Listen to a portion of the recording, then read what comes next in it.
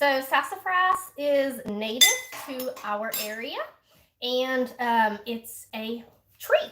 It's an actual tree, and you make the sassafras from the root of the plant. It's best if you harvest the root during the winter and then let the root dry out. Most of the flavor comes from the bark of the root. So you can see here, we've got some where the bark is off, but here's the bark of the sassafras root. You can scrape your root just a little bit, give it a smell. It's going to smell very spicy. It's going to smell just like a really strong, maybe Dr. Pepper root beerish scent. There is some controversy over in recent years about sassafras. It's a very historical, people used it for years and years, but as of late years, people have had a little bit of controversy over benefits versus maybe some risk. I have drank it since I was a child. I haven't had any adverse side effects from it. It does reduce inflammation. It also can lower the heart rate. So, be advised. But then there's so many health benefits of the sassafras root, but let's just talk about it. It's plain good sassafras tea. So we're doing sassafras spice tea. How do we do that? Well, we just take, I've already boiled some up here. I want you to see this good color. I'm going to go ahead and pour it in. It's going to get this really dark brownish red color. See that? Isn't that beautiful? Look how beautiful that is. But you want to take your sassafras root, and some people will just literally scrape off the bark of the sassafras root and they just dry the bark, so it takes up a lot less volume. I just take the whole root. I have plenty enough space. But generally, to make a gallon of tea, the going rate is maybe about 3 ounces of dried sassafras roots.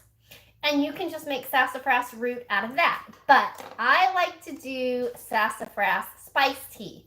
So here I have a fresh ginger root, and I'm just going to take off 2 slices, just like a coin of the fresh ginger. And then I love whole cloves. So I use 2 slices of ginger, 2 slices of clove, and my sassafras root. You can just add maybe a little bit of fresh root to your last batch of tea, like I did here, and just reboil it. So I put in a cup and a half of water to make a quart of tea. But the going rate is about 3 ounces of dried root per gallon, okay? And then just have some honey here. Look, it's even got the honeycomb. See the beautiful honeycomb? Comment below and tell me on a scale of 1 to 10, 10 being the greatest, how much do you love fresh honey, local honey? So I just put in about a tablespoon. That's enough for me. Look at that beautiful honeycomb. Isn't that pretty? And then I will fill this up with water. So after my honey is dissolved, here I have my